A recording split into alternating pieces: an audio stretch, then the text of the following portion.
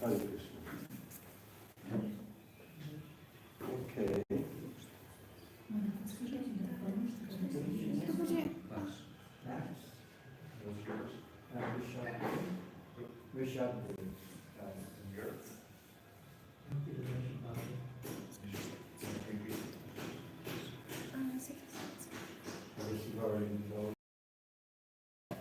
Swabhav is the word I'm thinking of. Swabhav, one's own nature. Hare Krishna. Have I met you before? Huh? Have I met you before? I don't think so. Okay. Where are you from? Okay. Okay. Welcome. Have you been living in Mayapur for a while? I lived in Mayapur since September 13th. 2013. Wow. No, September 13th. September 13th. Yeah. Oh, okay. You've been before to India? No, it's my very first time. Okay. Which part of Canada? Eastern, Montreal. Oh, that's old man over there, that's sannyasi. He's also from there. Ottawa, Montreal. Yeah. And I'm from just below Canada. Borderline with Canada is Wisconsin. From that state. Hare Krishna. Okay, Drishtai Swabhava Janitaya. The word. So that of a pure Vaishnava goes into great detail. We're also quoting Bhaktivinoda Thakur, Bhaktisiddhanta Saraswati, and so forth, and explaining how the Swabhav is like the nature, like your personality, your nature, your certain qualities. Like a person may be harsh by nature, right? That is given like that. But this doesn't affect a pure devotee.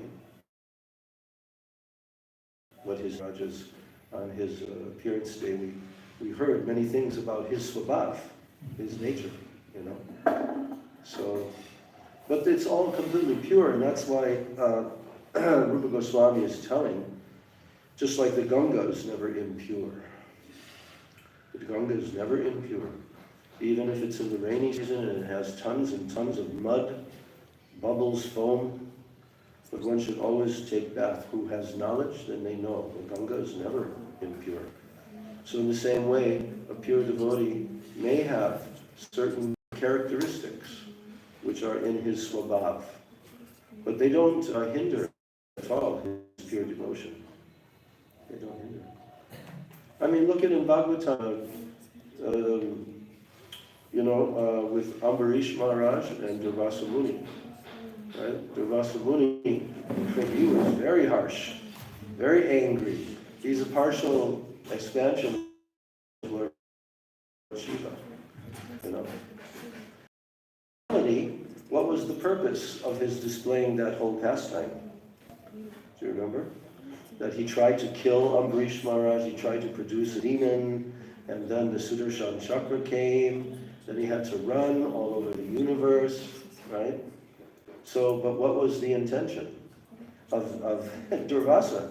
It was hidden. Nobody could understand that his objective was to do what? Glorify Ambarish Maharaj,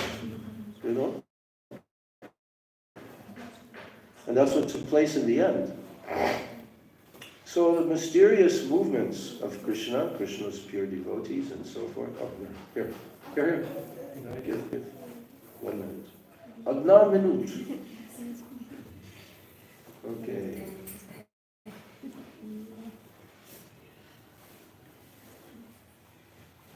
Okay. Tik Ache. You know what Tik Ache means? Tik Ache. Ты знаешь? Что такое тикачи? Что такое? Tikache. Varangi. You've been living for 2 years in Bengal. Tikache. Okay, Tikache in Bengali means okay. Tikache. Tikache. Хорошо. Хорошо. In English, oh, okay, very good, like that. But you should know tikache. That's one of the first things that I learned. Tik means all right. Tik, tik, tik, tik. And ache means it is all right. It is okay. Here is the telephone for the Facebook Live. And if you can take that microphone near to you, available, or you want to move onto a different chair, that's also fine. And you can start the Jai Dhvani, and Maharaj, please come and get your weapons for the Sankirtan army of Mahaprabhu. Okay? Choose your weapons. You know how to play kartal?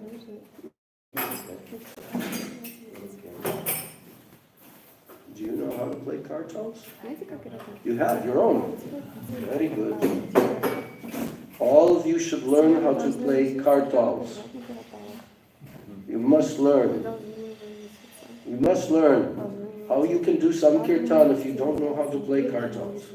It's the most basic thing. Don't think, oh, I'm not a musician, I don't sing, I don't lead the kirtans. No, but you should play the kartals. Yes. Because you know why? In one song by our acharyas, who is it? Lochandas Thakur or Lokanath Goswami? The one song where it's talking about Chaitanya Mahaprabhu and how he is a boat. Mahaprabhu is a boat, and on that boat, anyone can get in that boat and they can cross over this ocean of material existence, right? So then he gives many examples. What are the oars of the boat? For example, if you want to go in a boat, you have these oars. You know that? You know that? Oars? What you call? Paruski. Vesklo. Okay. Oars. So when the devotees are in the Sankirtan party, and the author of the song gives the example that the devotees, when they're doing Sankirtan, what do they do with their bodies? Their arms are up. I love that. I love that. During the Artik, and then all the Bengali people here put their arms up. Where else in the world are you going to find this? But these people, this is their culture. Yes. Gaur culture. Mahaprabhu culture. So the oars to the upraised arms of the devotees.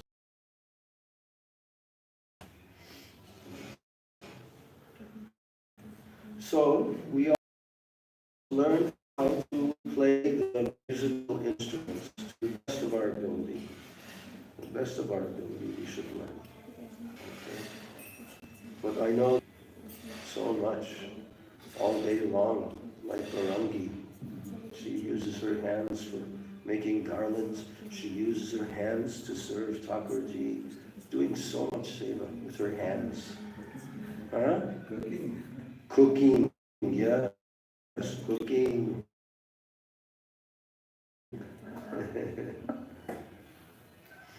Okay, Shri Shri Guru. Oh wait, lift up the microphone first. It should be, but if you lift it up, and then it comes up to your mouth level. There you go. Yes. Shishi Guru Gauranga Gandharvika Giritari Radha Vinod Bihari Radha Govindaju Radha Madhav Ki Jai.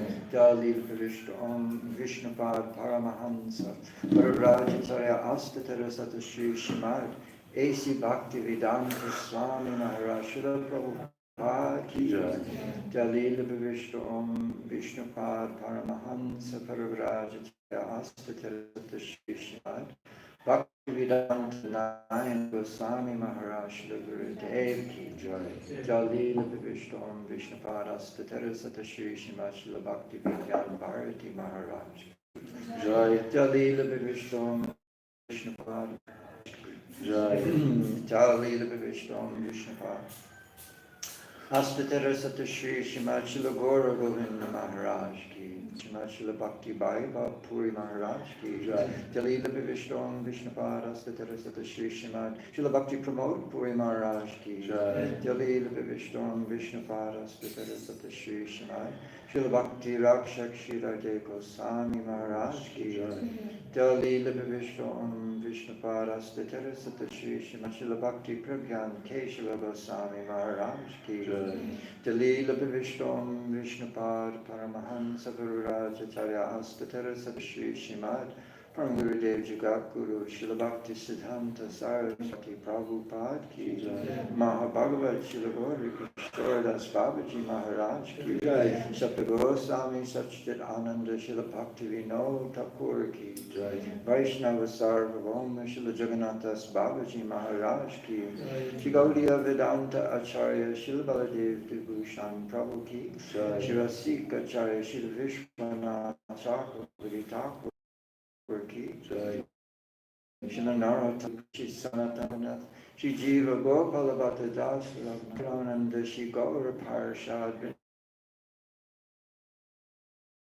ki Radha Shivasadi Shri Gaur Bhaktivinoda ki Shri Navadvip Mayapurdam ki Ganga Devi ki Shri Harinam Sankirtan ki Bhakti Devi ki Shri Shri Radha Krishna Gopa Gopina Shama Kunda Radha Kund Giri Govardhana ki Shri Vrindavan Dham ki Jamuna Devi ki Shnati Purnamasi Yoga Maya ki Shnati Tulsi Maharani Vrinda Devi ki Gopishwara Mahadev Tata Gopinath ki Narasingha Bhagavan ki Bhakti Pravara Prahlad Maharaj ki Ananta Koti Vaishnava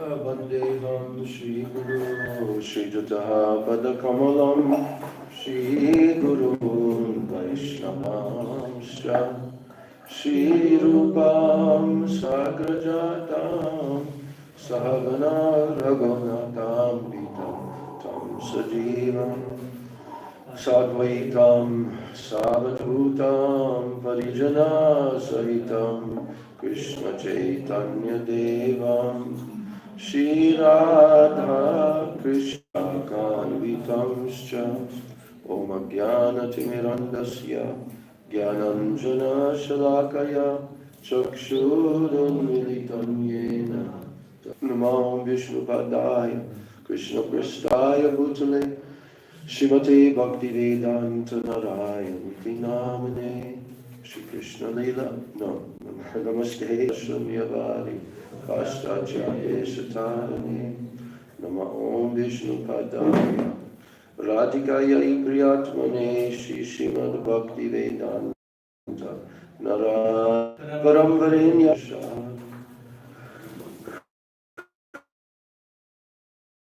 Shri Dandinam Bhakta Shiromanim Cha Shri Krishna Padabja Dritaika Hridi Chaitanya Lila Amrita Sarasara Narayanam Tam Satatam Prafadye Iti Namane Namo Vishnu Padaya Krishna Prasthaya Bhutale Srimate Bhakti Rakshak Sri Dharma Swaminiti Namane Namo Vishnu Padaya Krishna Prasthaya Bhutale Srimate Bhakti Siddhanta Saraswati Iti Namane Shri Varshavanavi Devi Dayataya Kripam Daye Krishna Sambhamadhurya Ujjvala Premadhya Shri Rupanuga Bhaktida Shri Gaura Karuna Shakti Vigrahaya Namostute Namaste Gauravani Shri Murtai Dinatarane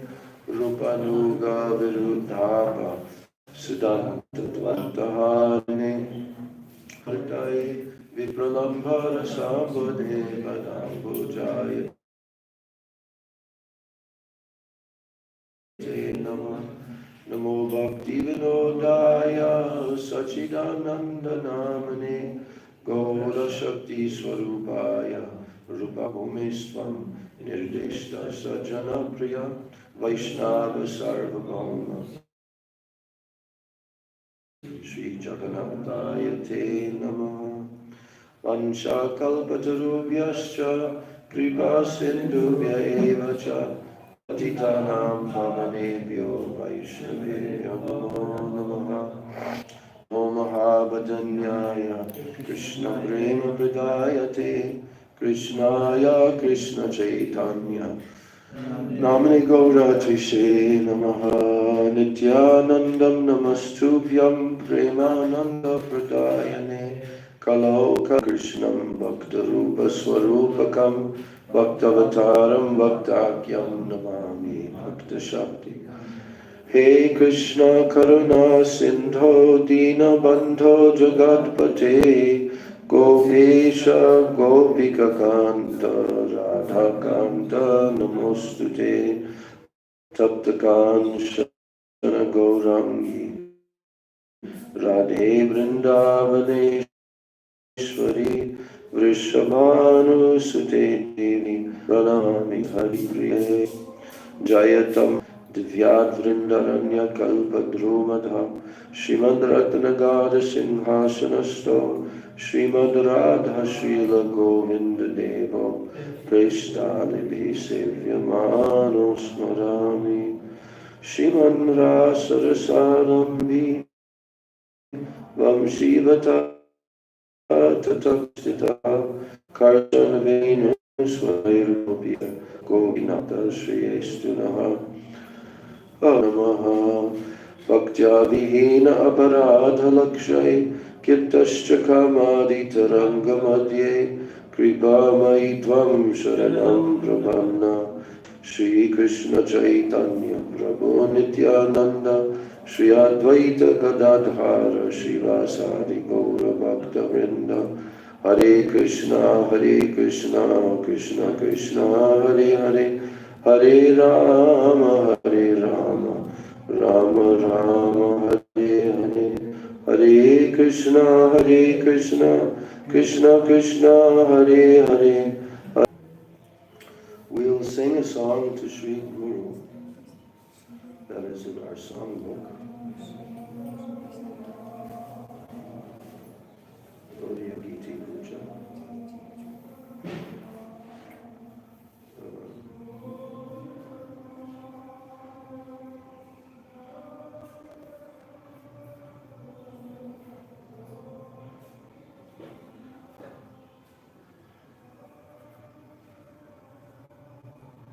We'll sing Guru Loka Tranaya Karuna Ranakam Samsara Manadina Loka Shri Charanavindam Prakasya Karaya Punarasya Vande Guru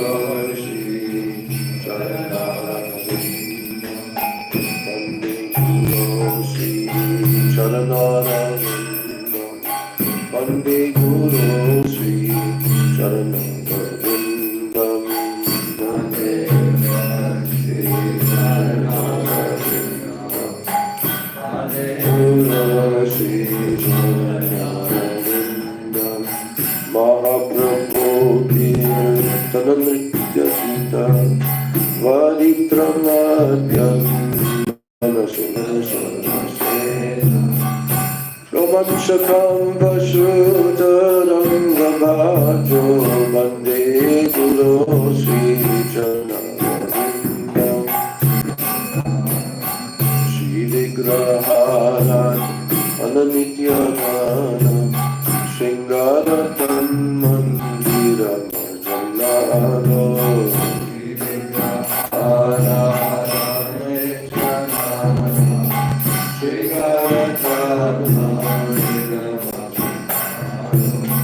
Tasya bhaktam shriyunjatobi bande Chaturvidasri Bhagavat Prasadam Sadhana Tripitam Haribhakta Sangam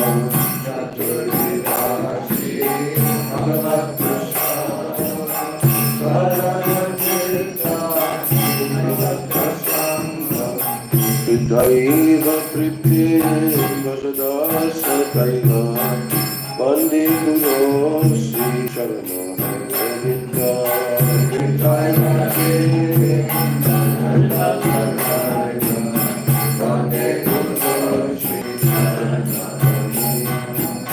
Vande Guru Sri Charanavinda Vande Guru Sri Charanavinda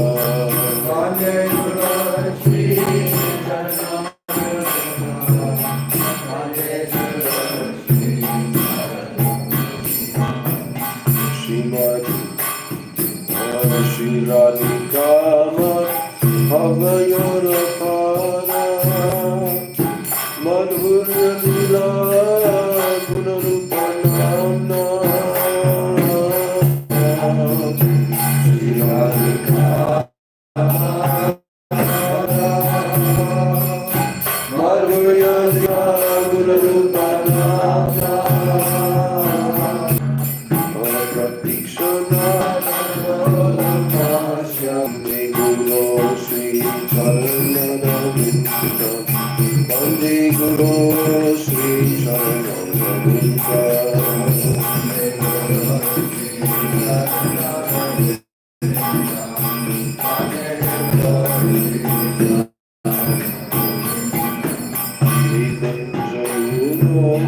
Ratikeli Jai Yaya Devi Jukti Ravikshaniya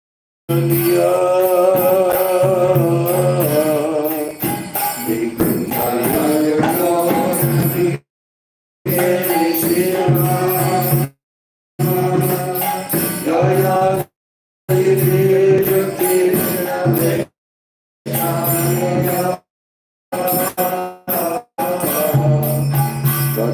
Vande Guru Sri Charanavinda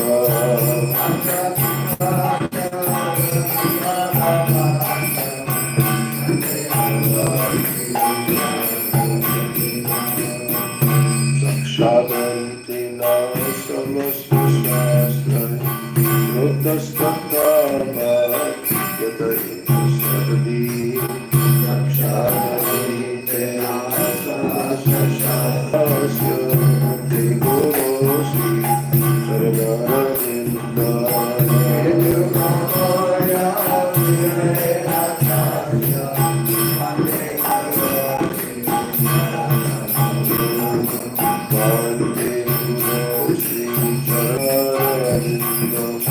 Vande Guru Sri Charanavinda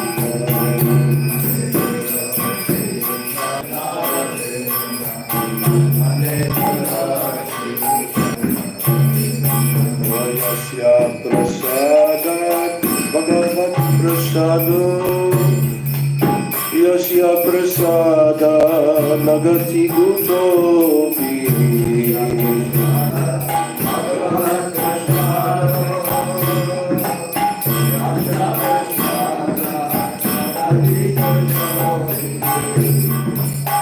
Jayam Shubham Stasya Yasastri Sandhyam Vande Guru Sri Charanavinda Jayam Shubham Stasya Yasastri Sandhyam Vande Guru Sri Charanavinda Vande Guru Sri Charanavinda Vande Guru Sri Charanavinda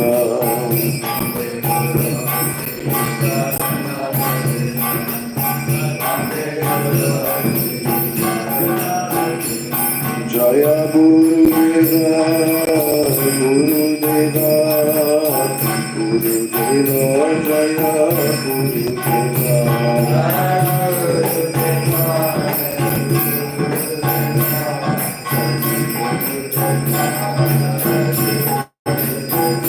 Jaya Prabhupada, Jaya Prabhupada, Prabhupada, Jaya Prabhupada.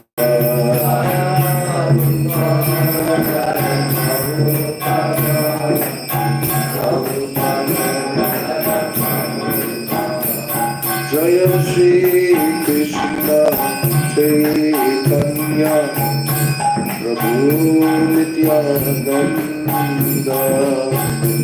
Shri Advaita Gadadhar Shivasari Govardhana.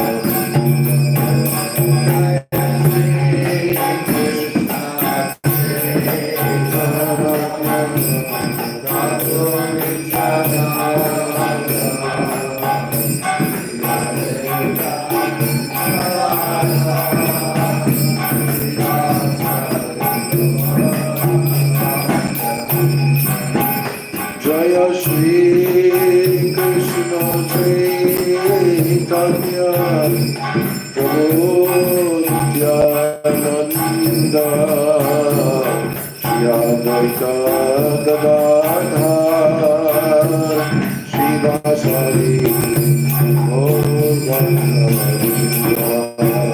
Jaya Shri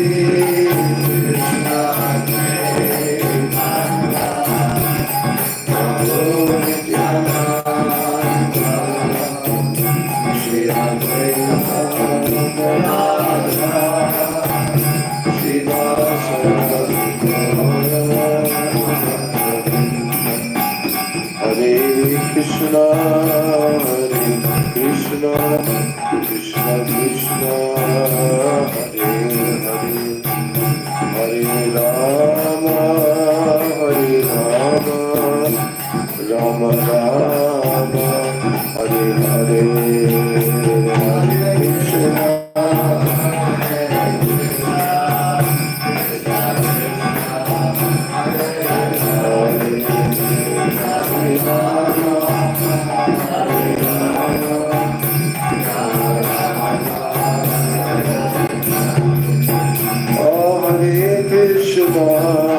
Hare Krishna, Krishna Krishna, Hare Hare, Hare Krishna, Hare Krishna, Krishna Krishna, Hare Hare, Hare Rama, Hare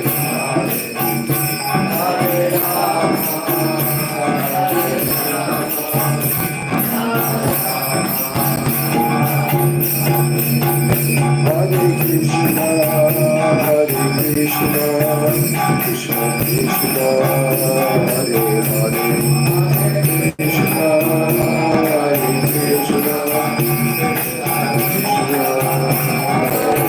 Hare Hare, Hare Rama, Hare Rama,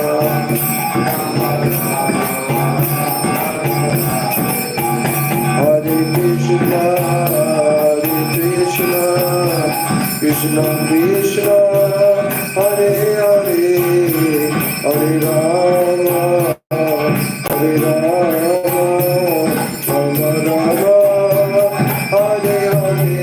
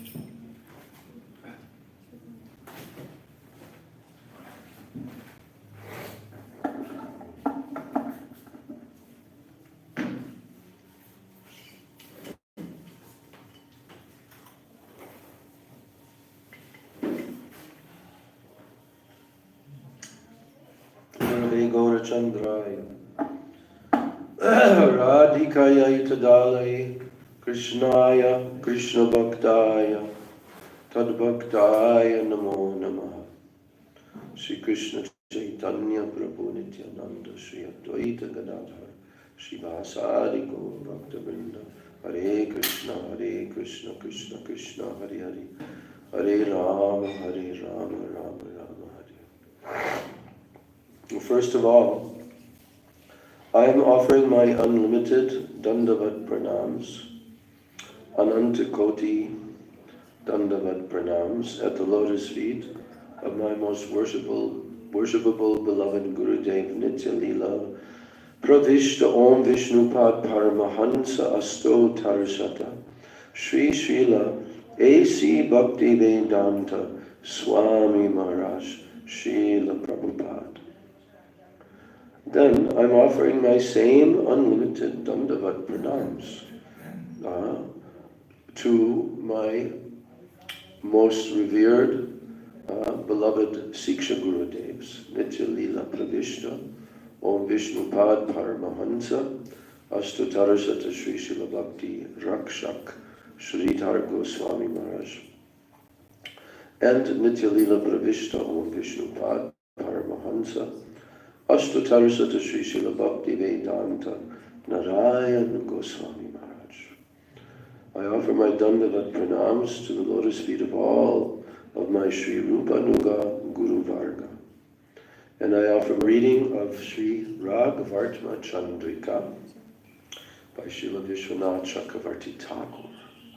And we are coming to a very ecstatic part in text 10. You didn't complete. Wait.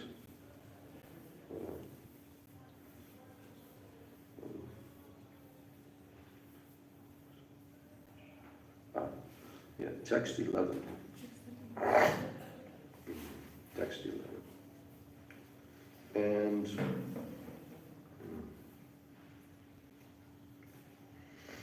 And then we read the commentary by Srila Vishwanath Chakravarti Thakur, his Sanskrit commentary and translation, we read that.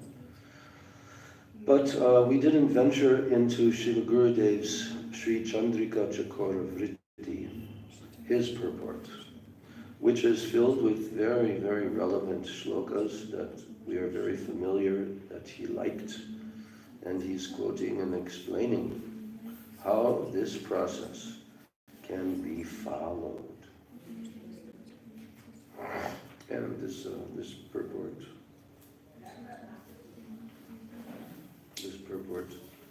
is about 10 pages, something like that. Or, yeah, about 10 pages. So I'm reading the text 11 we're not reading the very extended Sanskrit prose that he has written it in. But we are reading the translation of that. So now Srila Gurudev, or Srila Vishwanath Chakravarti Thakur is saying that in the first verse of the Bhakti Rasamrita Sindhu that was quoted in text 10, do you remember those three verses?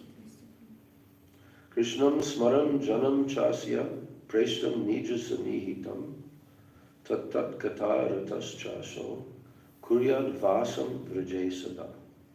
So that verse is the first of the three. And Gurudev is referring, he says, that in the first Bhakti Rasamrita Sindhu verse, quoted in text 10, the phrase, Krishnam smaranam, Krishna smaranam. What does that phrase mean? Krishna smaranam. The meaning is remembering Shri Krishna. Remember. Now this indicates that the limb of smaranam, or the limb of remembrance, is very prominent in the path of Raganuga.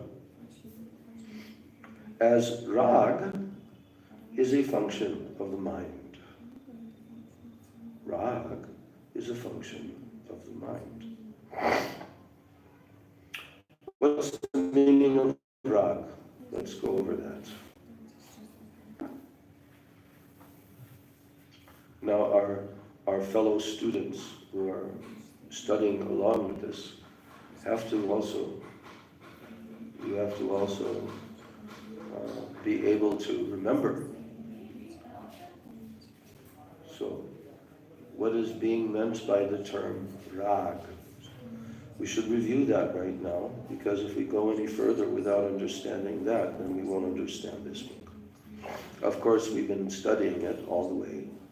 So many inspiring and explanatory points are being made. So what is the meaning of rag?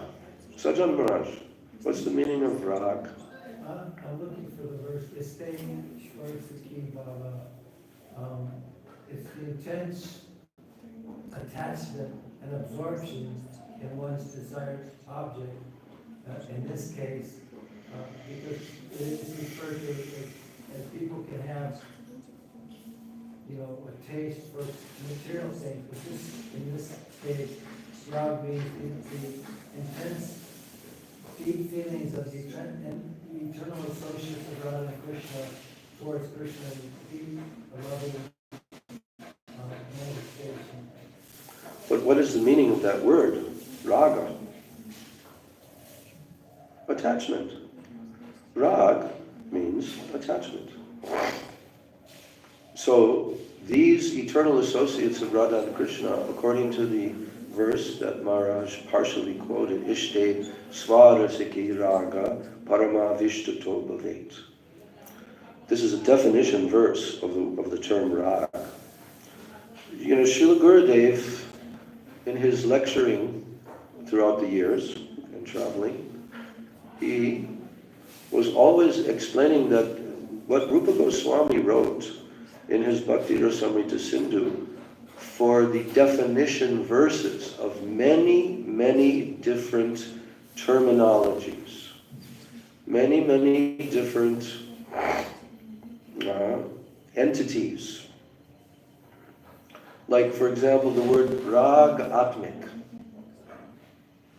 So Rupa Goswami explained, who are these persons who are rag atmik?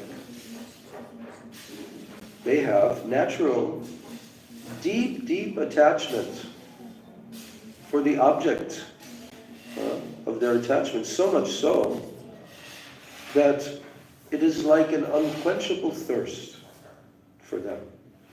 You see, like an unquenchable thirst. So they love Krishna. Every single Brijvasi, all of the eternal associates have this rag in them naturally. It is eternal, never diminishes. It just grows more and more intense. So that conception of attachment must be understood that it is a completely transcendental phenomenon. In the material world, there is also attachment, but that's the perverted reflection of the original attachment, which is to Krishna. And this is what we want, do we not? Don't we want to become attached to Krishna? Don't we want that? Maharaj, do we want to become attached to Krishna? Sure. Yeah? Tell more about that.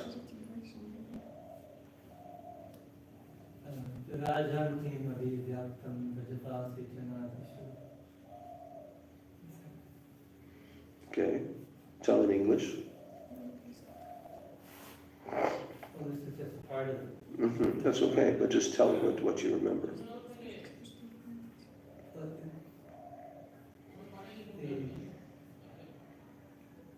The consciousness of the Rajavasis, the residents of Raja, like Nandavada, Yashoda, that they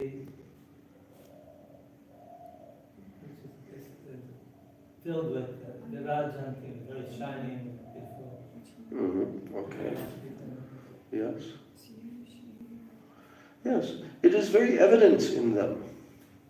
That's why when we read the 10th canto, and we read all the pastimes of Krishna and how he's interacting with his eternal associates, including the cows, peacocks, birds, even inanimate objects like Yamuna, water, clouds, everything is attached to Krishna in that realm. Every entity there is full of rag. So it's a little bit unimaginable to us, because in this material world, what is the situation? Everyone is attached to this temporary body made of the 5 material elements, right? And they are thinking this body is me.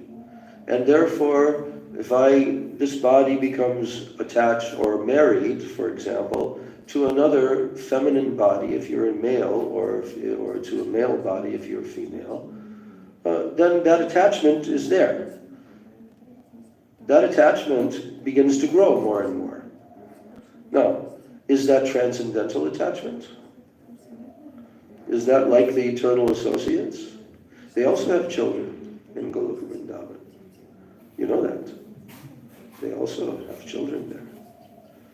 But are they attached to their children like the people of this world are attached to their children? Not at all. They're more attached to Krishna than their own children. In fact, they want Krishna to be their child. And Krishna fulfills that desire as well. So the land of Krishna means everyone, everything, every entity loves Krishna more than they love their own self. And that to us is inconceivable. But nevertheless, it is the true nature of our soul. But we've forgotten this. Now we're wandering in the material world of birth and death, disease and old age, threefold miseries. We're wandering in this world, life after life after life after life. You see? So it is necessary for us to understand what is the original condition. The original. Otherwise, no scientist can tell you this, no philosopher can tell you this. This can only be obtained through what? Through the Vedas. Because the Vedas come from Krishna. And Krishna wants to enlighten everyone that you have forgotten me, and because you've forgotten me, you've been wandering for millions of lives. Now, and gradually that attachment will increase and increase, and you'll enter into the stage of ecstatic love, bhav bhakti. Eventually you will enter there, and you'll become an eternal associate of Krishna. Now, is that not a wonderful, almost unthinkable attainment? That we we little Kali Yuga jivas could actually attain an eternal relationship with Krishna. It's almost unthinkable, isn't it? Huh? It's almost unthinkable. Who is Krishna? Who is Krishna? We are persons. He's also a person. But he's the supreme person. No one is equal to him. No one is greater than him. Everyone is below him. So that eternal position of Krishna is unchallengeable. Unchallengeable. So, in order to go there, we have to adopt the process that Krishna himself descended into this world and taught, that as his incarnation of Sri Chaitanya Mahaprabhu, he descended into this world to teach us how to perform this process and how to become an eternal associate of Radha and Krishna. So Prabhupada really simplified this in the early days of the movement, right? He simplified it with just a couple of little slogans, back to home, back to Godhead, you know?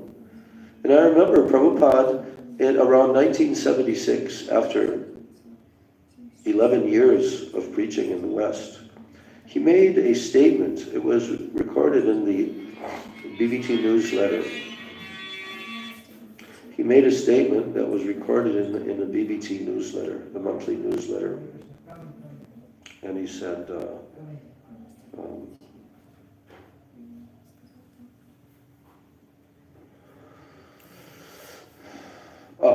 he said he was analyzing the progress that has been made by this Krishna consciousness movement. And of course, he only stayed on the planet another year. But at that point, he said, now our mission has gone everywhere throughout the world. It has gone everywhere. And our mission is giving human society hope in the midst of absolute hopelessness. But our mission is giving hope. That what? That yes, we are on our way. We're going home. Back to Godhead. This has given human society a great, great hope. So this is the formula that Prabhupada wanted to give.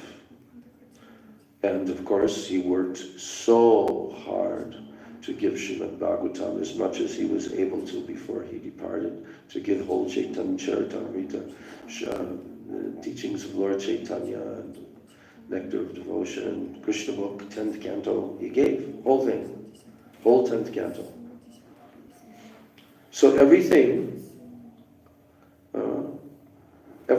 is now completed in terms of what needs to be received by the people. But of course there's much more. Tending toward having taste and ruchi for Krishna's sweet pastimes in Braj and so forth. And by performing Raganuga Bhakti, follows the moods of the eternal associates, that you will also determine, oh, there is a particular eternal associate that really attracts my heart. And then you will focus on that associate. And that associate will also be aware that you are beckoning toward him or her. And then from Goloka Vrindavan, this is very inconceivable, it descends down into the heart. From the effulgence of the eternal associates, their bhavs, their moods, descend down into the heart of a devotee in this world. And now that devotee becomes equipped to attain the stage of bhav. You see. So, Raghavartma Chandrika is very essential. But for those who are in the beginning stages of practicing bhakti, they have a certain curriculum which they require to study in those beginning stages, and then gradually, they can become familiarized with the higher topics. But actually everything is a very high topic. So we have to purify our senses and our mind and become attracted and devoted to Krishna and to the process of attaining Krishna Bhakti. So Srila Prabhupada named it Krishna consciousness. And what is Krishna consciousness? He actually told that this title for his society, International Society for Krishna Consciousness, that he fashioned it after a particular verse that is in the Chaitanya Charitamrita. Do you know that verse? Krishna Bhakti Ras Pavitamati Kretam Yari Kuto Pilatite Chaturloyam Abhimoyam Jamakoti Sukriti Latite. Yes. Can you explain with the mic? Because there's people listening online. Krishna Bhakti Ras Pavitamati. So this mood, this loving attachment of Krishna Bhakti, the elevated loving devotion and moods towards that devotion, if that's available in a marketplace, we should want to go there and purchase it. There's the prayojan, so we should want to acquire that. So in this verse it said, Tatram loyam apimulyam ekalam, that the price for that Krishna Bhakti Ras is the greed, the deep, intense desire to attain it, which we spoke about in previous verses, what actual greed, intense hankering is. So that is a definition of and hearing that verse, Srila Bhaktivedanta Swami Prabhupada wanted to create a society where that goal of Krishna Bhakti Ras, that goal of the highest bhakti, should be cultivated, and to establish in a society the means by which one can attain very ardent greed and enthusiasm to achieve that object. Even Prabhupada also commented, a recent quote that I read. I don't remember which book, it might have been Govinda Dasi's book or one of the memories books. But Prabhupada was approached by some person in the 60s, maybe in San Francisco, I don't quite remember. I think it was. Or it was either, it was Tompkins Square Park, that's right. Right in the beginning, when he was doing kirtan in Tompkins Square Park in New York, a man approached him and he said, "Can you explain what is the consciousness?" Because consciousness in those days, in the intellectual circles, was a word used quite a lot, although they didn't fully understand the meaning of it, but nevertheless, consciousness. And he said, what consciousness is this chanting that you're doing, this Maha Mantra? What is the consciousness that you're trying to attain through that? And that inspired Prabhupada also to use the term Krishna consciousness. Krishna consciousness. Consciousness of Krishna. You know? So, the verse that Prabhupada also referred to, as Maharaj just quoted, is a verse that is spoken by Ramananda Rai in the Ramananda Rai Samvad, in the section of Chaitanya Charitamrita, where Ramananda Rai is having the conversation with Mahaprabhu, and Mahaprabhu is asking questions and hearing from him. But in actuality, whatever he was speaking was being inspired in his heart by Mahaprabhu. So he quoted this verse, Krishna Bhakti Rasa Bhavitamati, Kriyatam api kutopi labhyate, tatra lolyam abhimulyam ekalam, janma koti sukritayar nilabhyate. So there's one verse before that, and I forget we can look it up, but I forget the Sanskrit. If I'm reminded, then I could remember. But it's regarding, because there were two verses quoted by him. After the verse, Jnane prayasam udupasya, namanta eva. And then Mahaprabhu said, go deeper, go further. Now you're on track, but go further. So the first verse that he quoted was about how devotees have taste because there's some kind of thirst for food, and so in the same way devotees have a taste for the different articles that in the process of sadhana bhakti, Vaidhi sadhana bhakti in particular, that these are offered to the Lord. But that was referring to sadhana, Vaidhi sadhana bhakti. But now coming to this verse is referring to purely what? What kind of bhakti? Krishna bhakti rasa. Bhavita mati. To have the mati, the intelligence, to want to taste and relish Krishna bhakti rasa. That is possible only in one way. Well, what is that?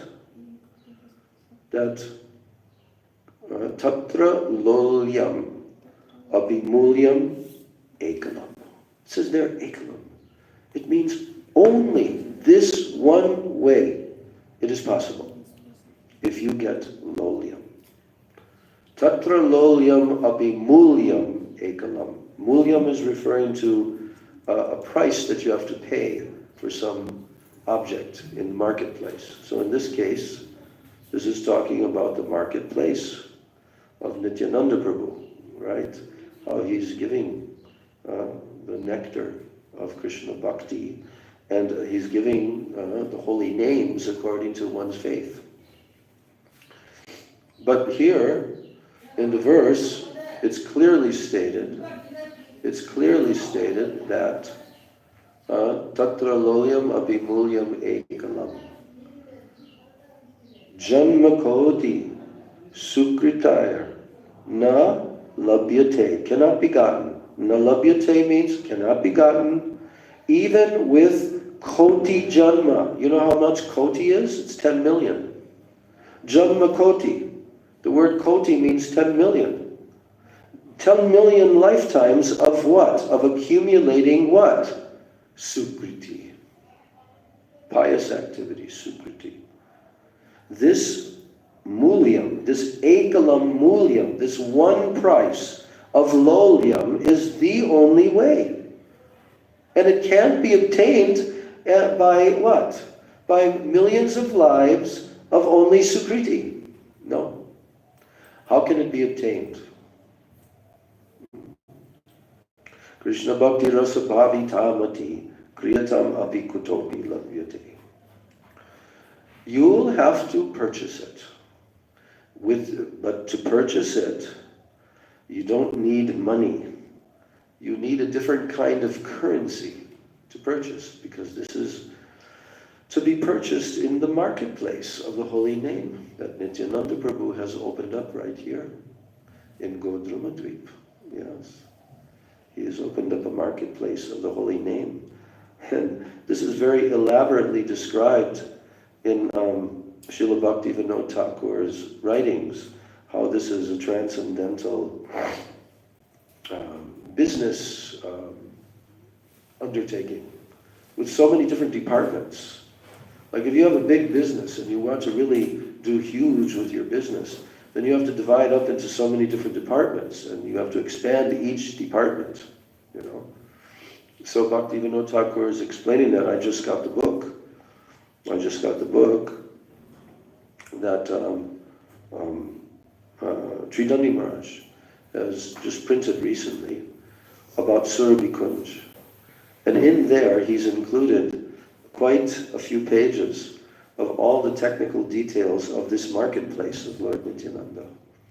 And everyone has their own position, everyone has their wages that they draw. So Bhaktivinoda Thakur has taken his position in that marketplace, and what is his function in that marketplace? What service is he performing in the marketplace? Because you've got people that are vendors, you have people that are,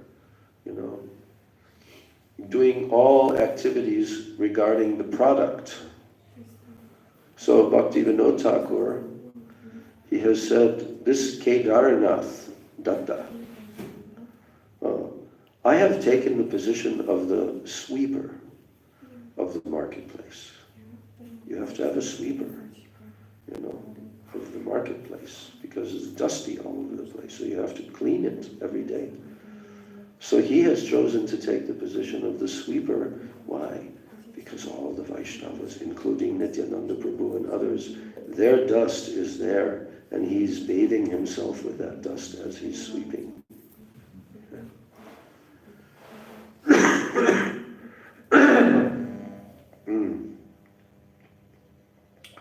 So this is a very essential verse, and Srila Prabhupada has pointed out that his Krishna consciousness movement is based upon that verse. So if anybody denies that in the Krishna consciousness movement started by Srila A.C. Bhaktivedanta Swami Maharaj in that institution, that there should be a focus and attention given to Krishna Bhakti Rasa, Bhavitamati. Because Krishna consciousness, he took the term Krishna consciousness, he took that from the first line of this verse. Krishna Bhakti Rasa Bhavita Mati. What does Mati mean? It means intelligence, consciousness. It means consciousness, intelligence. So Bhavita means the mood of having the intelligence and the determination to do what? To taste Krishna Bhakti Rasa. That's the essence. If that is, if sight of that objective becomes faded and becomes obscured, then it's not really technically per se the Krishna consciousness movement. Because that objective has to be there right from the beginning. Right? I mean, look, when I joined and when you joined, we were told, here's Krishna, he's the Supreme Personality of Godhead, chant his holy names, you'll be ecstatic. You know, take prasadam, distribute prasadam, you'll be happy, you'll be ecstatic. And what was being tasted? Something very unusual, according to our previous experience in the material world. There was something sublime. I love that word sublime. You know why I like that word sublime? I've told this before, maybe you can guess. Because my first contact with the Mahamantra was on a card. Remember that? A devotee went to Toronto from my hometown, Milwaukee. He visited there on the weekend, then he came back. This was back in around 1969, around that time. And then when he came back, he had this card that was given to him on the street. And he said, oh, while I was there on the main street in Toronto, you probably even know the name of that main street, being from Canada. But it was like the main street in Toronto. And there was a girl, he said, a young girl, who was moving very quickly from person to person and handing these cards to them. And then he described that she came up to me and handed me this card, and she had a big smile on her face, and she said, come to our Sunday love feast. Right? And then she ran off and kept on giving some more cards. So these were invitation cards to the Sunday love feast. Okay, so I never heard of Radha Krishna temple. I didn't know the philosophy. I did hear the term Hare Krishna because that was in a Beatles record, but it was confusing to me. Well, what is it? What does it mean? Right? Chanting Hare Krishna. Elementary penguin chanting Hare Krishna. You know that? In the I Am the Walrus song. With a very dark, sardonic kind of tune melody. So anyway, so he handed me that card, and I'm looking at it, and on the one side it had the address of the Sri Sri Radha Krishna temple in Toronto. And then it had the timing of the Sunday Love Feast, and it mentioned there that it's free, no charge, Sunday Love Feast. So then I flipped the card over, and to my surprise, there was a whole bunch of words there. So what the card told was, please chant this transcendental sound vibration. That was very attractive to me, that term. Chanting this transcendental sound vibration. We already knew about transcendental meditation. Maharishi had come, this and that. So the term transcendental was tossed around in that community of young people at that time. And of course, they were trying to reach transcendence through drugs and psychedelics and that kind of thing. So, yeah, but the words were very attractive to me. Please chant, because that's what it said in the Beatles record, chanting Hare Krishna. So he said, please chant this transcendental, probably even read it out loud, you know. And at the bottom, after completing the Mahamantra was, and your life will be sublime. When I read that, I thought, yeah, this sounds like the real thing. This sounds like something really, really substantial, you know. Because I knew nothing about Hare Krishna. That there's a movement, where it comes from, what language it's in, nothing. But now I'm hearing this is a transcendental sound vibration. And in those days, transcendental was also connected with what? India. Meditation, Maharishi, and like that. Indian yogis, Sachidananda Swami, gave his opening address at the Woodstock Festival. It wasn't received all that respectfully, because he's speaking. And it wasn't that long, but he's speaking. You've probably seen the pictures, the photos, where he's flanked on both sides by his Indian sari-dressed disciples. Were you hearing it live? I was there, Right. sitting in front of him on the ground, you know. And that was the first time that my eyes saw an Indian Swami. And I didn't even know the term guru. What does that mean? I didn't know any of these things yet. So he gave an address, which was quite nice. He was talking about how now material advancement has become so prominent, but we should go towards the spiritual more, you know. But I mean, the crowd that was there was waiting for the hard stuff, the music and everything to start. So some of the rowdy ones in the crowd, after about 5 minutes of his speaking, hey, we want to hear the music, you know. They disturbed. But I thought, that's very disrespectful. How dare they do that? That's what I thought. So in my mind, I already defended a spiritual personality in my mind. He should not be disrespected. Yeah, so anyway, so your life will be sublime. And that word, subliminal, we kind of knew that word. I probably hadn't used it very much in those days, like nowadays. Subliminal seduction and all these kind of things. It means like you're conscious of it, but then it does this to you.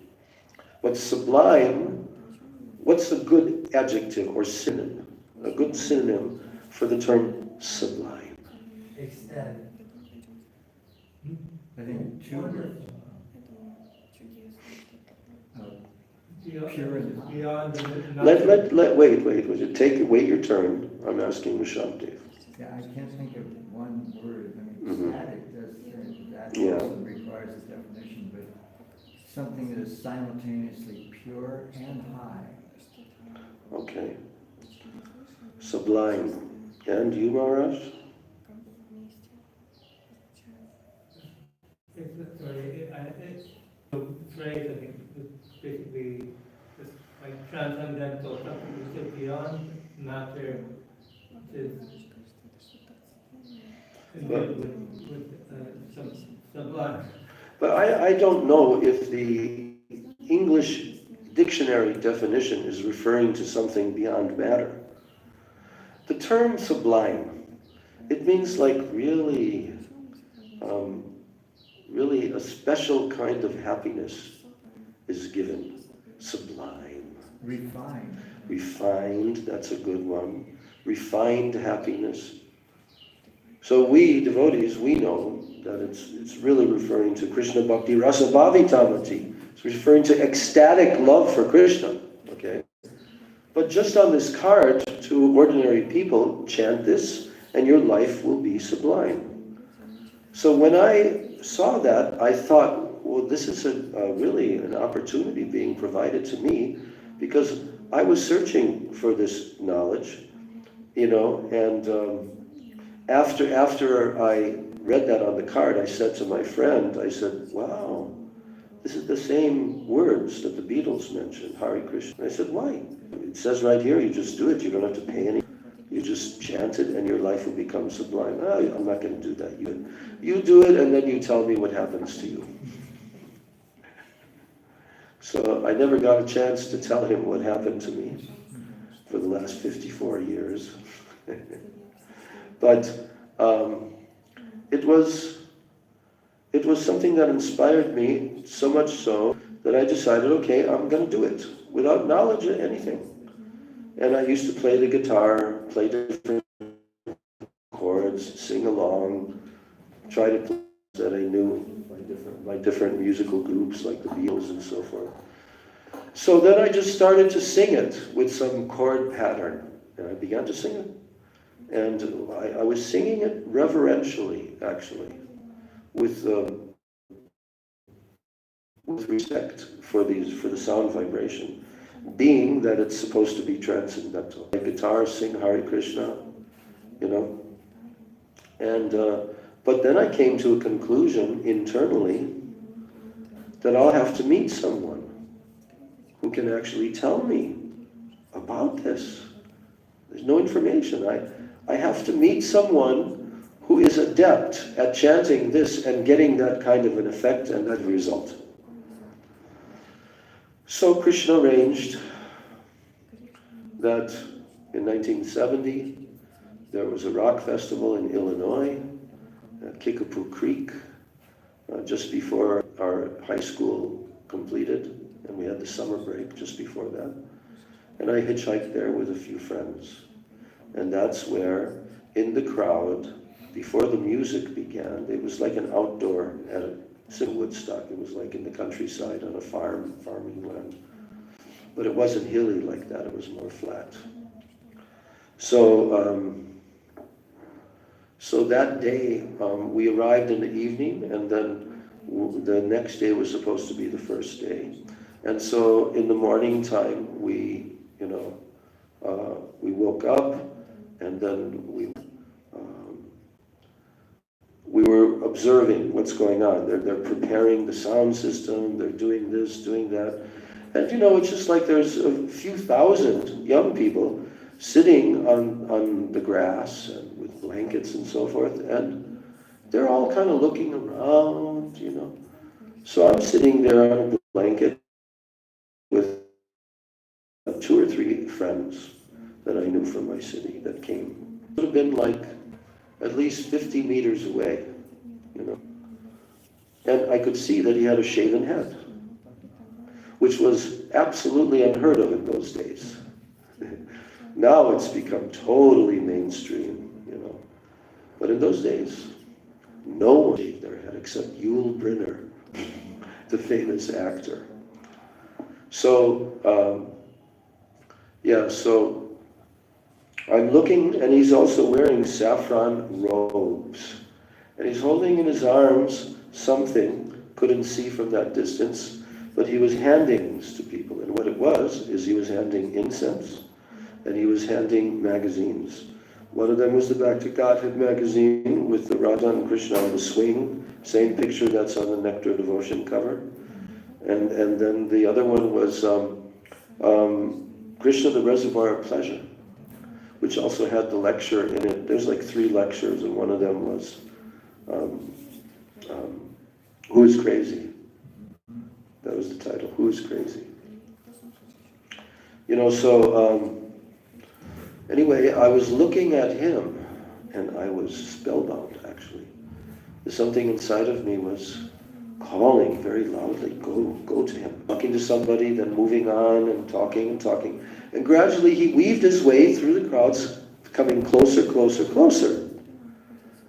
And then the next moment, he's standing right, I'm sitting here, and he's looking down, and looking at me. And I'm glued. My other friends were not focused like that. So then I asked him the question, what is this?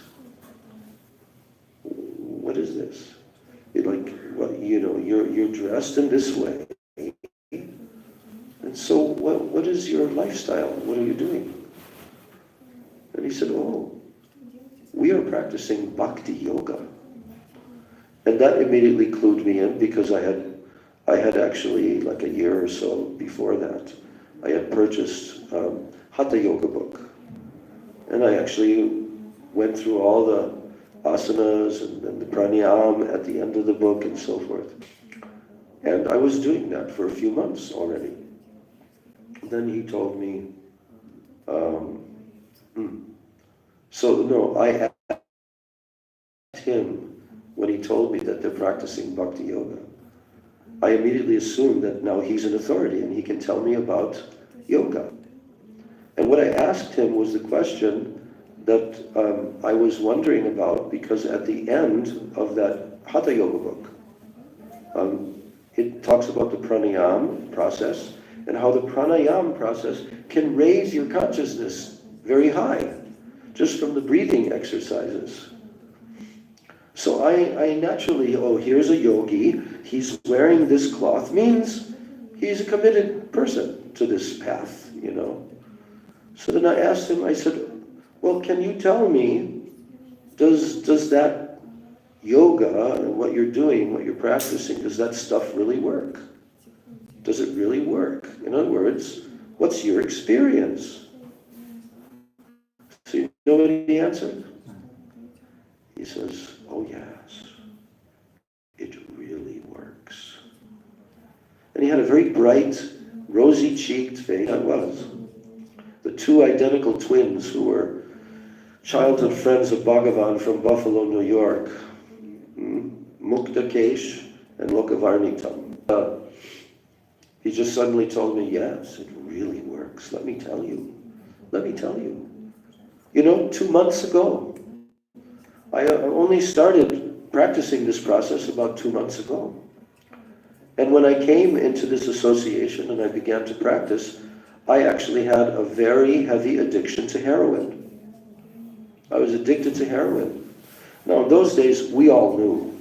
It was broadcast very easily, and then your life is absolutely ruined. So anyway, that was my impression. And I knew that is very, very difficult to give up that addiction. So then he told me, he said, at that time I was a heroin addict, but then he said, chanting Hare Krishna, all of my cravings and all of my desire for that has completely gone away. And he looked at me with sparkle in his eyes. He was like alive, not a drug addict type person, And I was amazed. He handed me the magazine with Radha and Krishna. Then he handed me the other smaller magazine, Reservoir of Pleasure, Krishna, the Reservoir of Pleasure. And as I'm sitting there, I'm looking at the picture, at both pictures. And I was just spellbound. Krishna allowed me to have a certain vision. Of course I didn't know that is Krishna, pictures of Krishna, or that's Radha. I didn't know that. But as I'm looking at this, then that picture captured my feelings, my emotions, my heart, and my sense of beauty. My sense of beauty was so piqued by it, for some reason. That painting was very nice by Devahuti. Had beautiful colors, swans, lotus flowers. That was a classic painting that she made. And actually Radha and Krishna are sitting together on a swing, and Radha is holding the flute, not Krishna, But But as I gazed at that, because I was very much always appreciative of art. I used to draw all through my childhood. I didn't get into painting much, but I was always drawing, and I was attracted to art, and I appreciate art. And so when I saw this painting, I'd never seen anything like it before. Nothing like this. And then I said to him, I said, you know, I think this is the most beautiful painting I've ever seen. Most beautiful picture I've ever seen. And you know what he answered to me? He says, yes. And that's how your heart is. That blew my mind. Nobody ever spoke like that. That's how your heart is. The beauty that you see in that, that's how your heart is.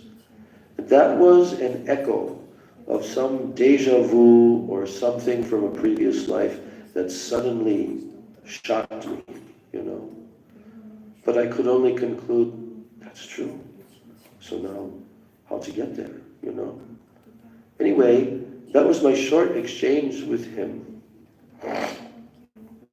He did invite that they were going to have a kirtan. They had a tent, could come in the evening. But we were waiting for the music.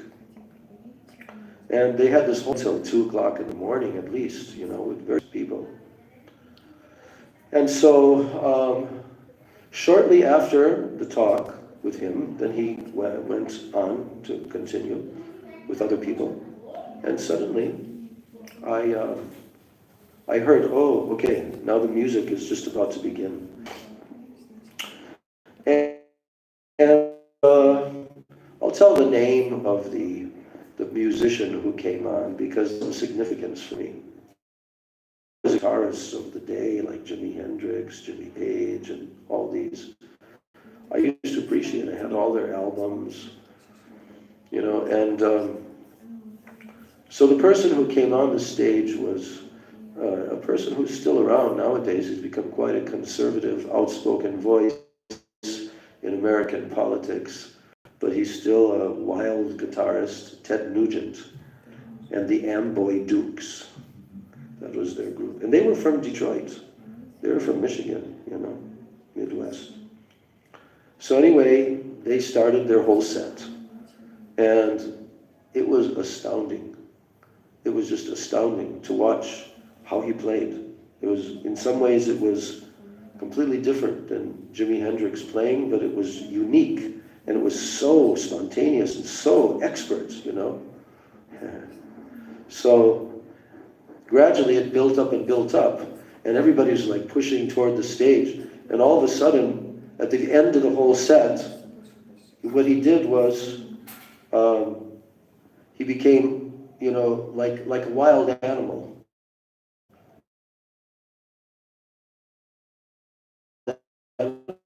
Through his guitar, like going like a wild animal.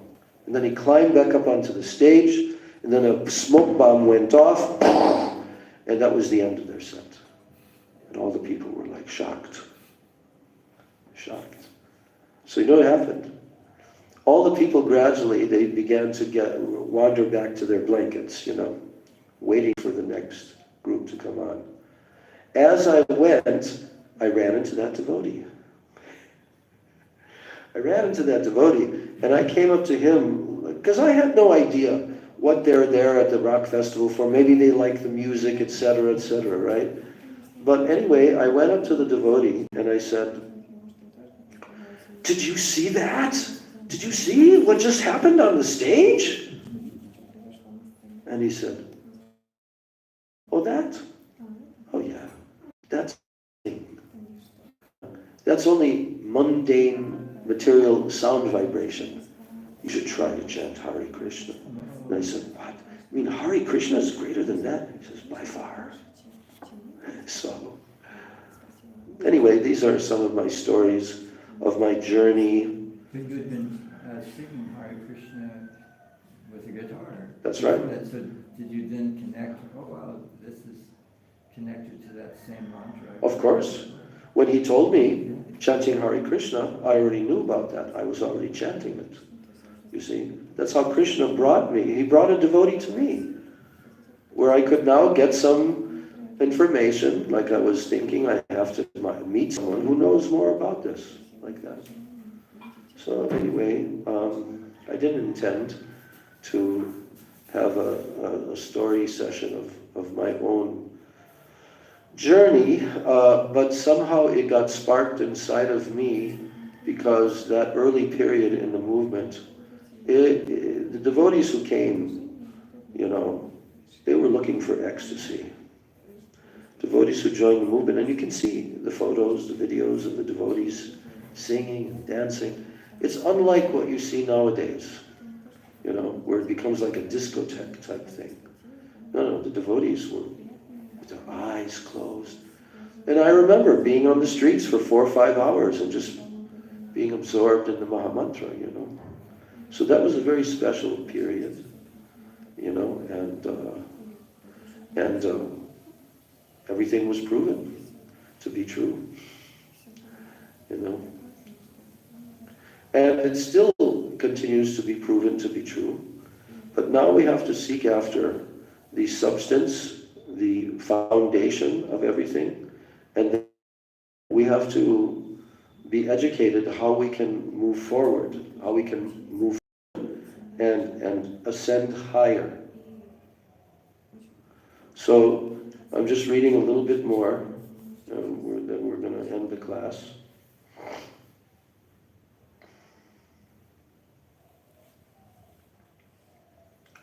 So Srila Gurudev, in his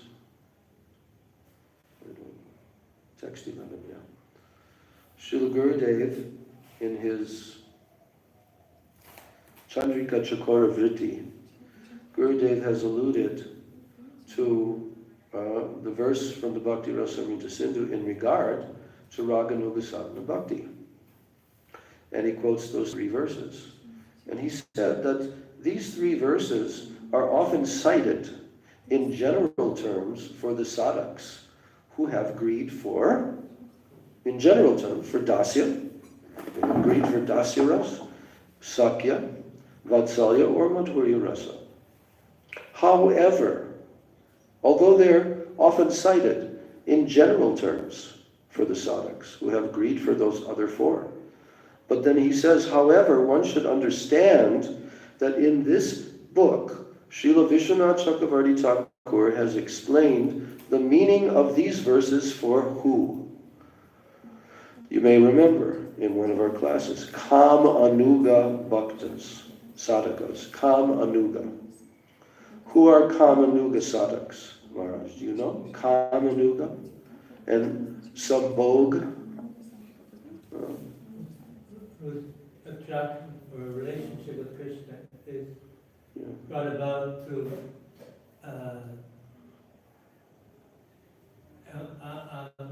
divine amorous love. Yeah. So now he's saying that in this book, Vishwanath Chakravarti Thakur has explained the meaning of these verses for Kam Anuga Sadhakas, especially for those following Tat Tat Bhava Ichamayi. That's a very important term for us. One of the topmost important terminologies for us. Because this refers to what? Tat Tat Bhava Ichamayi. Manjaris. This is the mood of the maid servants of Srimati Radhika who don't desire to have direct association with Krishna. They only want to see Radha and Krishna united together, and when they see that, they become overwhelmed. And the bhavs that Srimati Radhika is tasting in her exchanges with Krishna comes into their hearts, through their eyes. They're relishing. That's called tat tat bhav ichamayi. They have only that desire for Srimati Radhika's moods. Yes, so he's saying that, he says, even though Sri Krishna is the object of our desires, but the underlying idea is that we recognize him as who? Yes, he is the object of our desires. Otherwise, you can't be a devotee of Krishna. Krishna has to be the object of your desires. He's the object. He's the Vishaya. But he's explaining there. Vishwanath Chakravarti Thakur Gurudev is explaining that even though he is the object of our desires, the underlying idea is Krishna as who? Srimati Radhika's dearest beloved. That's the main mood. Krishna's dear to us because he's dear to Radhika.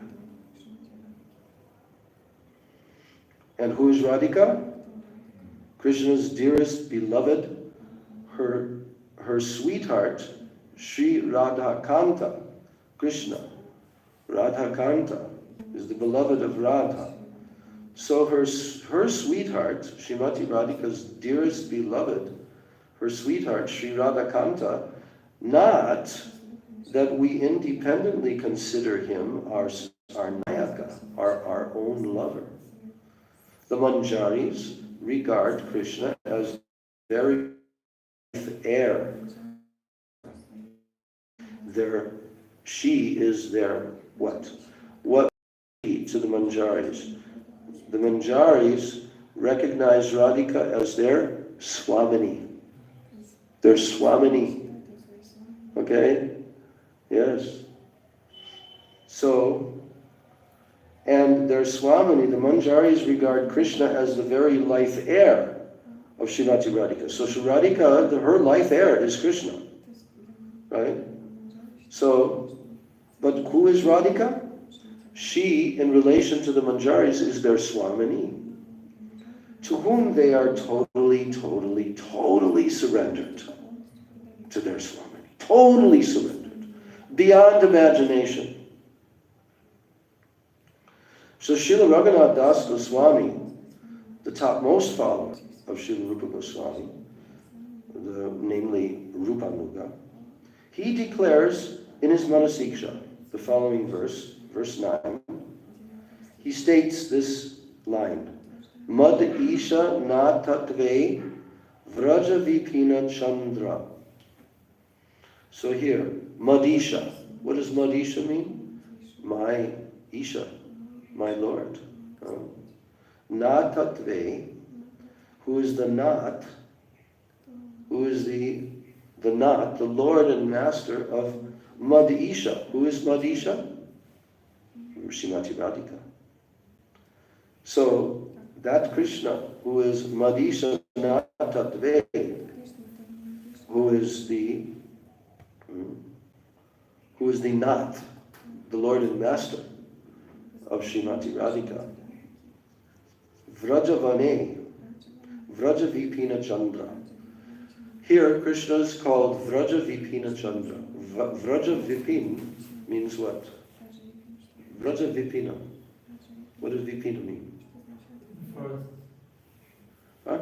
The forest. Yes, forest. Vipin. Vipin means forest. Like Krishna is called Vipin Vihari. Vipina Purandara Navina Nagaravara. So Vipin means forest. Yes. So Krishna's name is Vraja Vipina Chandra. Chandram. Vraja Vipina Chandra. In Braja, in the forests of Braja, he is the moon. He is the moon. So what that means, this line, Madisha Nata Dve Vraja Vipina Chandra, what it means is the following. That, O mind, Raghunath Das Goswami is telling to his mind, Manasiksha, he's saying, O mind, always remember Vrindavan Chandra, Shri Krishna, as the life and soul of my Swamini, Shri Radhika. So much has been stated in just this few sentences. This is the basis of our future good fortune. This is what has been left for us by our Rupanuga Acharyas. They have clearly delineated what are the moods. Rupa Goswami wrote an entire big thick book called Ujjvala Nilamani.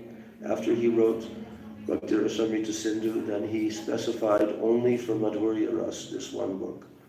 Everything, all the terminologies, definition, everything, relationships, different types of gopis, everything is described there. Which is necessary for someone on the path of what kind of bhakti? What kind of bhakti? Rag Anuga Bhakti is necessary. This is why Gurudev, how do you say, he just suddenly appeared in our midst as he came to the West. He just suddenly appeared. And Gurudev, he just,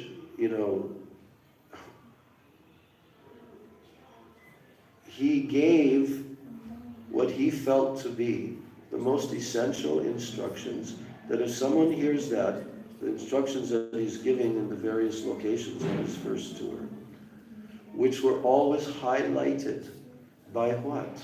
Srimati Radhika's moods, Srimati Radhika's servants, and Braj, the moods of Braj Riti, everything. So Gurudev was trying to acquaint us with that. But to acquaint someone is not just a matter of them hearing it and then, oh yeah, I heard that. No.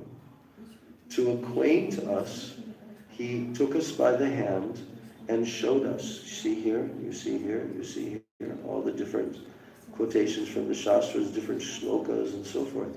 And he, being the very manifestation and embodiment of all those moods that he's now trying to inform us about, is very powerful.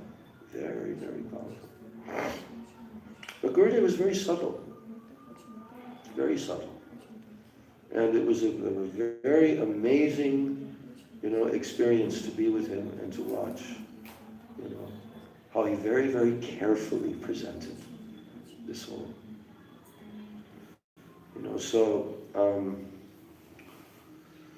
So then Gurudev goes on and he says, although the words Janam Chasya in the first verse that is quoted from the Bhakti Rasamrita Sindhu, Janam Chasya. What does Janam mean? Janam means Krishna's associates. That means his associates, Janam. Janam Chasya. Krishna Smaran Janam Chasya. Preshtam Nija Samihitam. So Preshta, these are his very dear associates. Preshta Nija Samihitam. They are intimately connected with Krishna. Nija Samihitam, they're his very own, eternal associates and like family. Gurudev would say, from time to time he would say,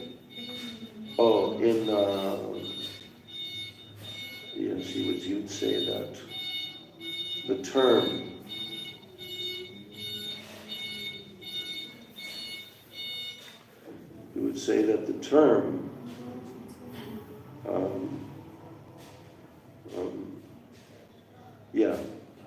like when devotees would be referring to the personal associates of Krishna in Goloka Vrindavan.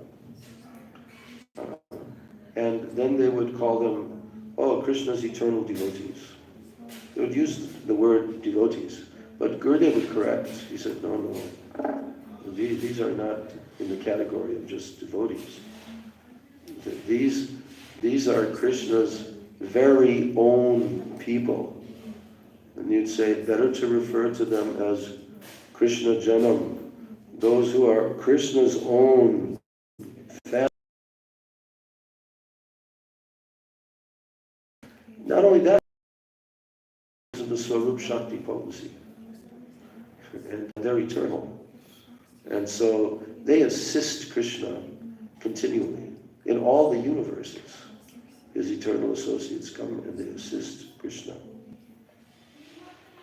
So now here, he's saying that the words Janam Chasya in this first verse, quoted from the Bhakti Rasamrita Sindhu, who does it indicate? Those words indicate Vrindavaneshwari Srimati Radhika and others. That's what it indicates there. So we should understand that they specifically refer to Sri Rupa Manjari, Rati Manjari, and other Manjaris. So Srila Raghunath Das Goswami has written, he writes in his Vilapa Kushamanjali, verse 16, this is one of Gurudev's favorite verses. Padabjayos talavina varadasyameva nanyat kadapi samaye kila devi jache sakyayate mama namostu namostu nityam dasyayate mama rasostu rasostu satyam. I remember quoting this verse in Varshana, in the temple when we went there years ago. I think just after Gurudev departed. So here, Raghunath Das Goswami, he's telling, O goddess, which goddess? Srimati Radhika. O goddess, Devi. Devi means goddess. So, I have no desire, O goddess, I have no desire other than for the topmost attainment of loving service to your lotus feet. Padabjayos. Padabja means lotus feet. Padabjayos talavina varadasyam eva. What do I want? I want only dasyam. Varadasyam eva, to your lotus feet.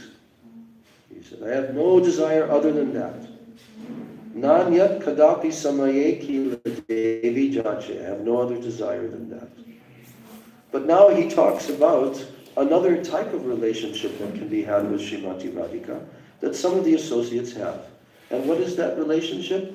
They have friendship with her, with Radhika. Sakyaya. So here, Raghunath Das Goswami is saying, what do? I pay my namaha. I pay my obeisances eternally, nityam. I pay my obeisances eternally to that mood, the position, to have the position of being a Sakhi of Radhika. So I always pay my obeisances, namostu, namostu, nityam, always. But then at the end of the verse, last line, he says, dasyayate,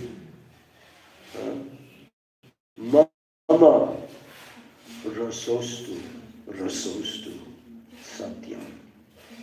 He repeats the word, rasa astu, rasostu.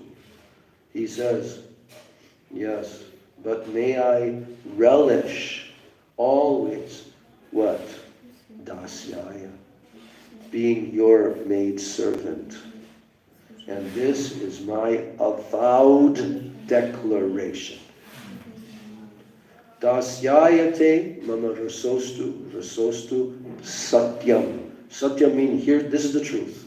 I am speaking the truth. This is my only aspiration, is to become your dasi. And then Raghunath Das Goswami is quoted by Gurudev in his another poetical composition of his, which is called Vraja Vilas Stava. And that's a very long composition. I have it upstairs in a small book, just the verses. I think it's about 150 or so verses.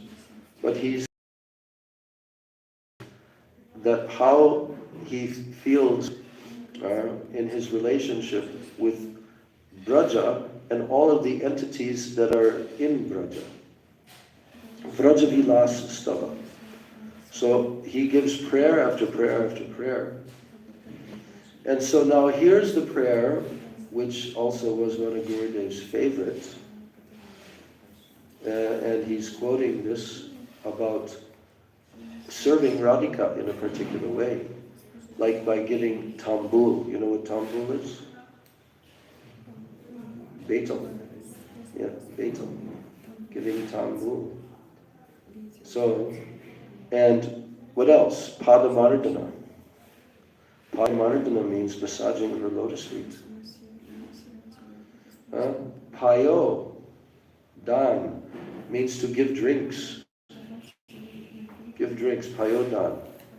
And then, abhisar adibir means, and then, beginning with all of the different activities that are the responsibility of the manjaris, to arrange for what? Abhisar. Abhisar means Radha and Krishna's meeting together. Dana Abhisara Divi. So tambularpana, padamardana, payo, dana Abhisara Divi.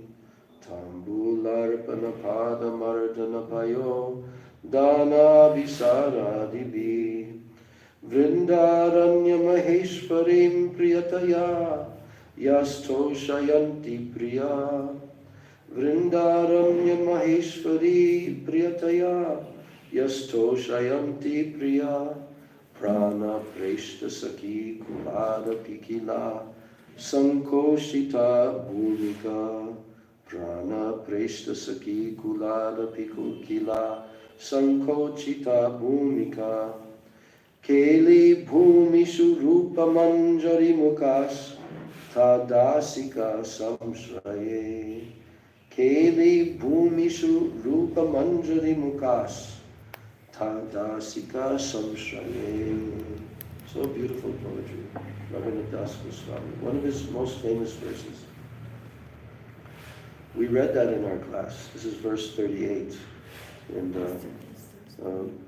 Vila Kusumanjali. Oh, sorry. Vila Vraja Vilastava. Yeah.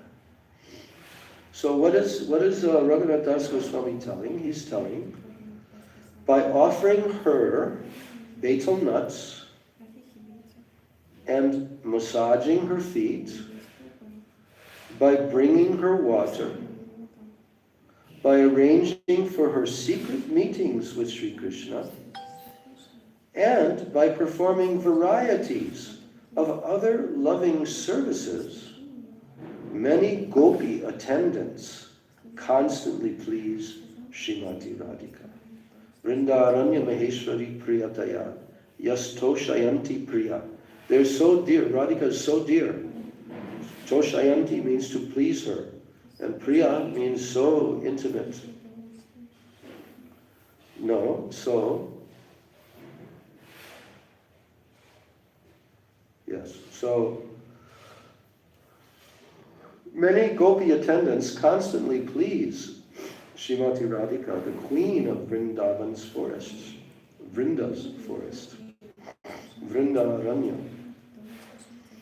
In their rendering of loving service to the divine couple, they are free from any vision or any of the shyness that is found in the prana presta sakis, such as Lalita, Vishaka, and so on.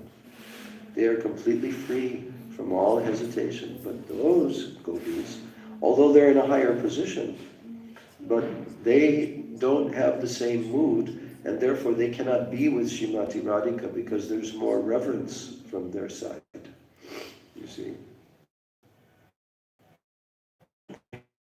Same age as Radhika.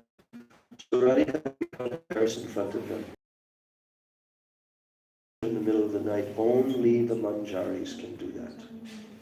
Of these personal maid servants of Srimati Radhika, headed by who? Rupa Manjari. Yes. So basically Gurudev is saying that the sum and the substance of this, is that it is far more desirable to have the mood of the Tat Tat Bhava Ichamai Sakis than it is to have the mood of the Sambhog Ichamai Sakis. And the meaning of Kurya Vasam Vraje Sada, that one should reside in Braja, that is that the meaning of that is that the Raganuga sadhakas, that they should engage in devotional practices in the places that stimulate their cherished moods. Such places where the secret pastimes of Shri Shri Radha Krishna Jugal were performed. They include Sri Radha Kunda, Surya Kunda, Sri Govardhan, Vrindavan, including Sevakunj, Nidhuvan, and Vamshivat, and Nandagaon, the kingdom of Nanda Maharaj, and especially Pavan Sarovara, Terkadamba. Those places stimulate their cherished moods. So Srila Jiva Goswami, he has written in his purport to this verse that is quoted in the Vrajavilas-stava.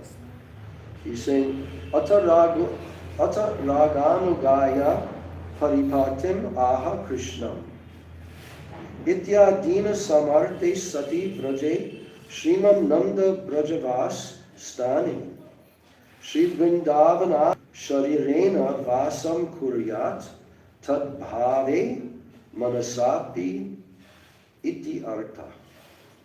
So this short quote from Jiva Goswami, this is his comment on this verse. He says, if possible, a Raganuga sadhak should reside physically in Braj, if it's possible. A Raganuga sadhak should reside physically in Braj. That is, should reside in places near the home of Nanda Maharaj in Vrindavan, and also in other pastime places. And if this is not possible, then one should dwell there mentally. So, yes, so sublime, these topics. We will continue in our next class, which will not be on Tuesday because it is being pushed forward to Wednesday. The reason being that Wednesday is Vasanta Panchami, and it is a power-packed day of festivities, of appearance and disappearance days. Oh, I gave you the wrong phone. The phone that I gave you is the wrong phone, but anyway, it works. Yeah. So, I just discovered that now. What was that last point? Appearance and Vasanta Panchami. Okay, yeah. So I'm looking at the calendar, but the Vaishnava calendar is not on this phone. It's on my other phone. I can bring it up right here. What? I'll bring it up right here. Okay.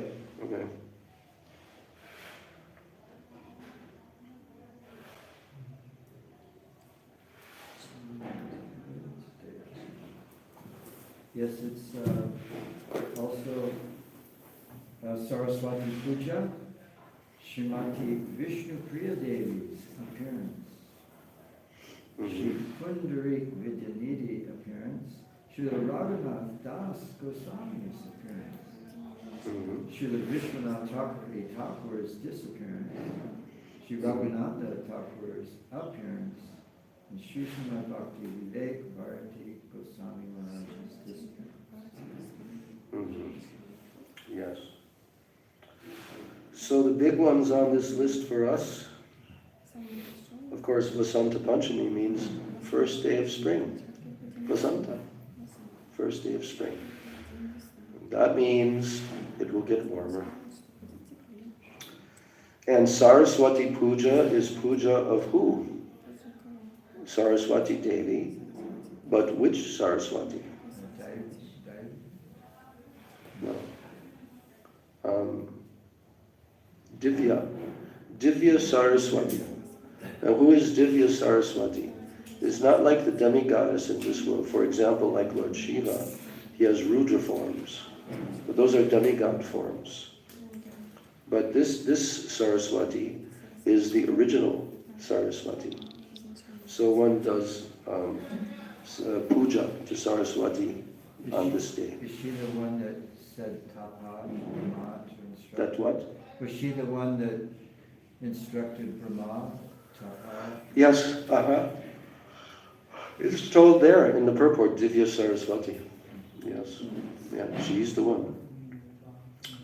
Okay, and then Srimati Vishnupriya Devi, of course, is one of our greatest heroines in the whole history of all the Vedic knowledge. Because she was the greatest. She felt more separation from Mahaprabhu than anyone. Because everyone, when he took sannyas, they could all go to see him. But not Vishnupriya. So Vishnupriya cried every single moment of every single day in separation mood, and she became very thin, and she would take the rice, the rice that they begin to collect together when they wash the rice, and then they begin to cook the rice. Well, how did she wash the rice? Each and every particle. She chanted one Maha Mantra and kept that grain near her tears, and the tears washed the rice. Then she put it there, and like this, only by chanting for each grain of rice. And then she would give that to Sachi Devi, Mother Sachi, and she would prepare like that. But she became very thin because she was always doing severe austerities. So Vishnupriya Devi is actually who?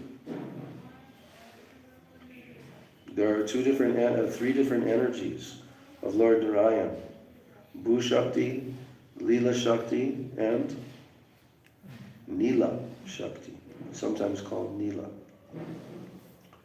And so the two wives of Mahaprabhu, Lakshmi Priya Devi and Vishnu Priya Devi, are these Shaktis fully manifested in the Gaur Leela. Then comes Shri Pundarik Vijayanidhi, who is like amazing. I can also read from the Chaitanya Bhagavat. I read it the other day. So amazing when he first came. And the whole story with Gadadhar Pandit. But then how he came to meet Mahaprabhu and like that. And Mahaprabhu would always cry out very loudly, Pundarik, my father, Pundarik, my father. Why? Because he's actually Vrishabhanu Maharaj incarnate in Gaur Leela.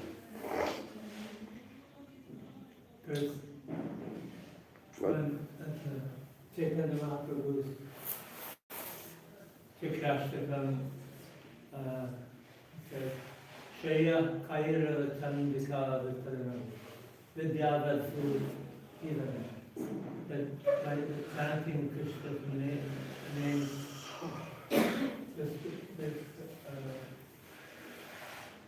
Kaira Vidyavadhu Ivan. Harinam is the life of transcendental knowledge. That's how Prabhupada translates it. That this chanting of the holy names of Krishna are the life of all transcendental knowledge, but the term vadhu is there.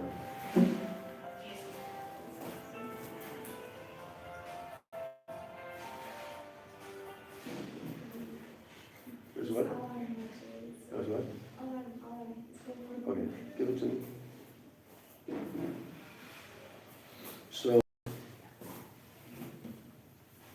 So then comes Srila Raghunath Das Goswami. That's the big one.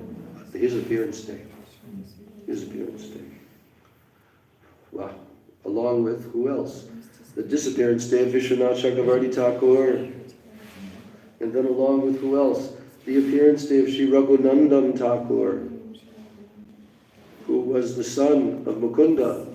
But Mahaprabhu asked him, who is the father, who is the son? And Mukunda said, my son is my father. Why? Because he was so Krishna conscious. And he inspired the Krishna consciousness in them, like Guru. Okay, and then there's Bhakti Vivek Bharati Goswami Maharaj, and one other also. But it's not listed here. It's listed on Madhukar's calendar. So that's a big day. And then 2 days later, on the Friday, the 16th, is the Mahavishnu Avatar.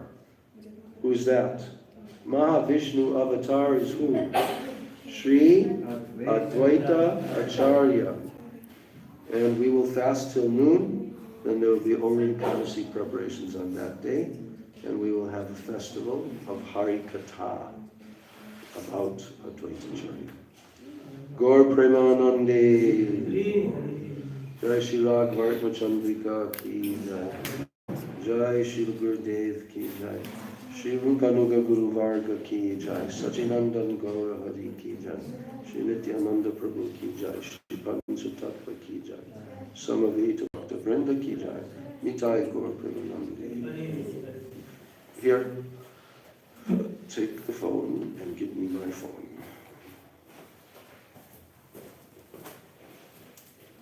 At the minyan, at the fire.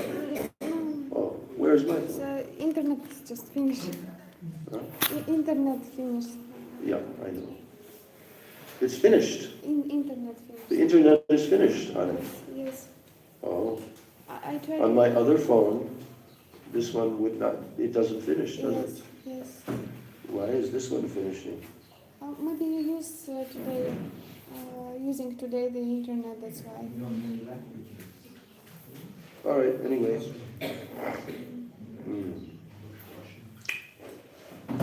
Hare Krishna, Krishna Krishna, Hare Hare, Hare Rama,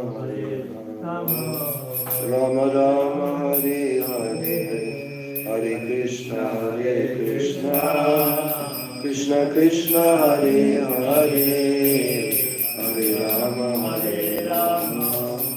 Rama Rama, Hare Hare, Hare Krishna, Krishna Krishna, Hare Hare, Hare Rama, Rama Rama, Hare Hare, Hare Krishna, Krishna Krishna, Hare Hare, Hare Rama, Rama Rama, Hare Hare.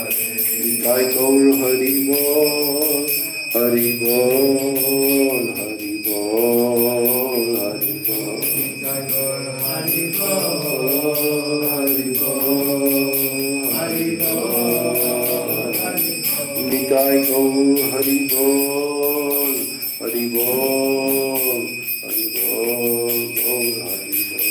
Hari Bol, Hari Bol, Hari Bol, Hari Bol. Jai Nitai Gaur Premanande, Hari Bol. Om Vrindai Tulsi Devai Priyai Keshavasya Cha Krishna Bhakti Radhe Devi Satyavachai Namo Nama Vancha Kalpatarugascha Kripa Sindhu Devacha Patitanam Pavanebhyo Vaishnavebhyo Namo Namaha. All glory to the Son of the Devotee.